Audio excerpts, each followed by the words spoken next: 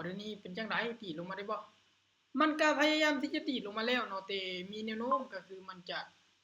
พยายามขึ้นไปหาโซนนี้ก่อนถ้ามันขึ้นไปหาโซนนี้ปุ๊บเนี่ยโอกาส100%เลยไอ้คนออก100%เลยเราใครก็จะออกหลายเดี๋ยวนี้พาดกลับไปอยู่ที่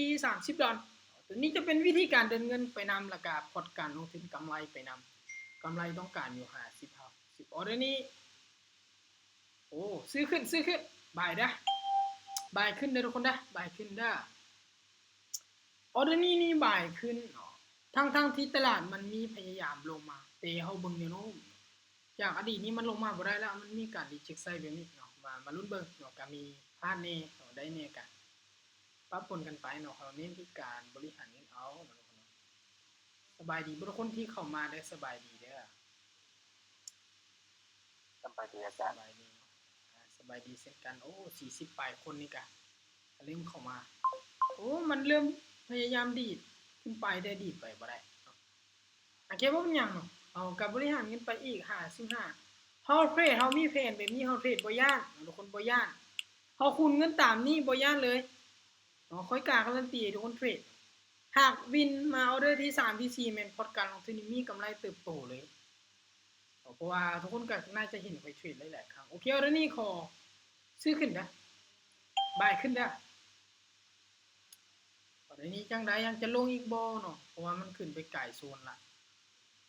ลงก็เขาจะพิจารณาวิธีการใหม่ได้เพราะว่ามันโซนนี้ทั้งที่ตลาดมันจะขึ้นไปโตได้นะทุกคน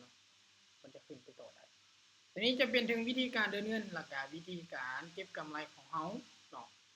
เก็บบ่หลายเนาะเก็บประมาณ60หรือ50เหรียญในก็หยุดละแต่ละคนก็บริหารเงินไปเนาะแต่ละคนก็โอเควินทุกคนเห็นบ่เมื่อกี้นี้พอร์ตก็เหลืออยู่400กับ16เหรียญแต่ออกออเดอร์เดียวที่เฮาคูณเงิน55นี่กลับมาเลย460ตัวนี้จะเป็นข้อดีของการคูณเงินในการบริหารเงินมันจะดีแบบนี้ถ้าเฮาฮู้โอเคออเดอร์นี้กลับมา15คือเก่าออเดอร์นี้ยังจะซื้อขึ้นต่อเพราะว่ามันยังติดโซนมันยังบ่ขึ้นไปต่ำโซนก่อนเฮายังจะซื้อขึ้นต่อได้มีคนใดออกซื้อออกขายนํกันบ่มีคนใดออกซื้อบ่ออกซื้อตามได้ส่วนได้ปกติเนาะเฮาเน้นที่การบริหารเงินเนี่ยที่ได้บอกไปหลายๆครั้งเข้ามามีตติ้งนึงแม่นจับใจความที่อธิบายไป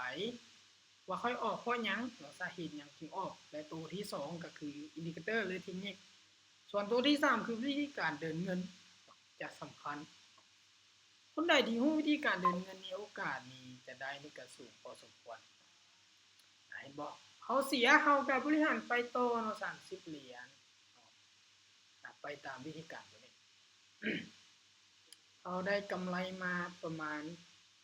80หรือ90เขาก็หยุดเลยเนาะบ่เทรดต่อโซนนี้นี่โอ้อันตรายเด้อทุกคนเด้ออันตรายหลายโอเคขายเด้อ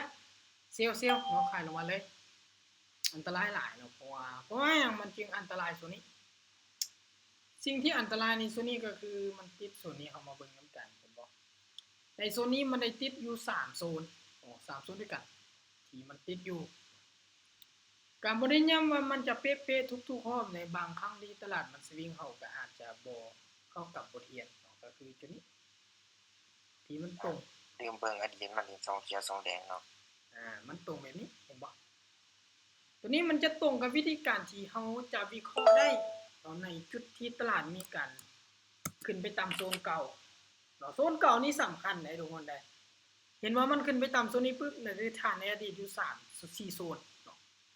มันจะดีดลงมาได้เนาะอดีตของมันเป็นแบบใดอนาคตมันจะเป็นแบบนั้นเราก็จะบอกอยู่ตลอดสำหรับมือใหม่ที่เข้ามาโอเคไปต่อ$15คือเก่าออเดอร์นี้ขอซื้อขึ้นได้เพราะว่าโซนนี้นี่มันไกลโอ้มันมีการปฏิเสธราคาเนาะโอ้เสียงหลายออเดอร์นี้เสียงหลายที่มันจะลงเป็นแดงเด้อ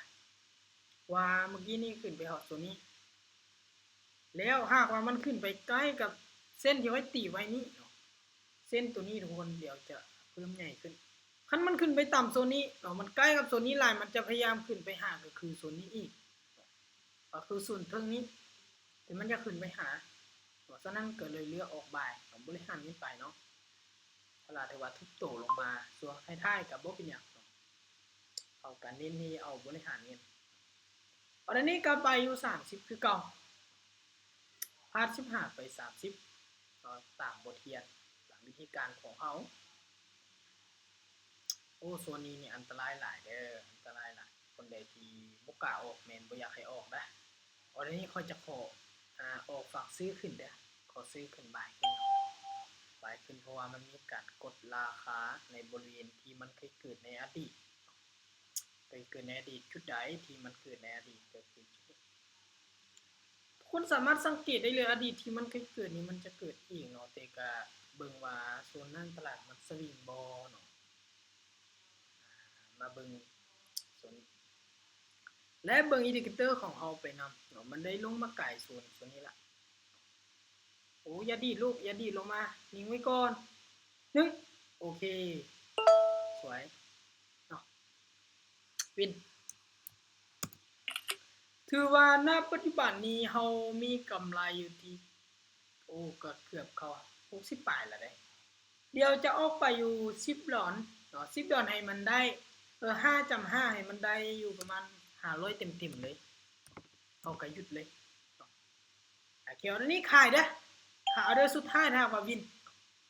หากว่าวินออเดอร์นี้เป็นออเดอร์สุดท้ายของเฮาแล้วเนาะเขาจะป้องไปต่อเนาะคนไหนที่ยังจะเทรดต่อคือวิเคราะห์ไปอีกเพราะว่าค่อยได้ตามเป้าก็คือจะหยุดเขาต้องสร้างวินัยให้กับตัวเองถ้าว่าค่อยบ่สร้างให้ทุกคนเห็นเนาะทุกคนก็จะเฮ็ดตามเนาะฉะนั้นการเทรดนี่เฮามีวินัยนี่มันจะดีที่สุดเนาะเฮาตั้งเป้าเท่าใดเนาะเฮาเทรดเฮาจุดนั้นเฮาก็หยุดเลยอันนี้ก็เส้นเดียวกันเนาะหากว่าโซนนี้มันลงบ่ได้เฮาก็ออกอีกประมาณออเดอร์นึงเราก็หยุดเลยเฮาก็บริหารไปเฮาบ่ออกไป15คือเก่าออเดอร์นี้ก็ไปอยู่10ดอนไปอยู่10ดอนถ้าว่าเสียก็คือเฮายังเหลือกำไรอยู่50ก็ถือว่าก็ยังซักเซสเนาะก็ยังเหลือกำไรหลายเด้ก็ตามเป้า50 60เด้เมื่อกี้นี้ก็เกินเป้าหลายฉะนั้นออเดอร์นี้ไป10ดอนตัวนี้เป็นหยังเขาจึงเลือกที่จะออกออเดอร์นี้ซื้อเด้อซื้อขึ้นได้เป็นหยังเขาจึงเลือกที่ยังจะออกว่ายังจะออกให้มันไปต่อทั้งที่เป้ากำไรก็ฮอดแล้วเพราะว่าข้อยอยากให้พอร์ตนี้มันฮอดอยู่500เหรียญเนาะให้มันฮอดอยู่500เหรียญเป๊ะๆก็ถือว่าหยุดเลยก็บ่เทรดเลยเมื่อใดที่เฮามีเป้าหมายบ่ชัดเจนมีโอกาสเฮาจะเสียนี่จะหลายขึ้นทุกครั้งเดี๋ยวนี้ก็เบิ่งจากพฤติกรรมนี่มันพยายามดีดลงมาพยายามดีดลงมาส่วนนี้มันเริ่มสวิงละเห็นบ่เริ่มดีดลงมาละอึ๊บบ่เป็นหยังเนาะถัดไปก็คือเฮาหยุดเลยเฮากำไรอยู่ประมาณอยู่40บาท50เนาะเพราะว่าพอร์ตก็433เด้นี่ก็408ปลายเนาะก็ถือว่ากำไรอยู่50ตักเป้านี่คนใดที่ว่าได้บวกได้ลบกันเท่าใดโอ้ถือว่ามื้อนี้คนเข้าหลายได้50ปลายยูเซอร์เนาะทีมงานถือว่าเข้าหลายพอสมควรเฮาตั้งเป้าหมายให้ตัวเองเด้อ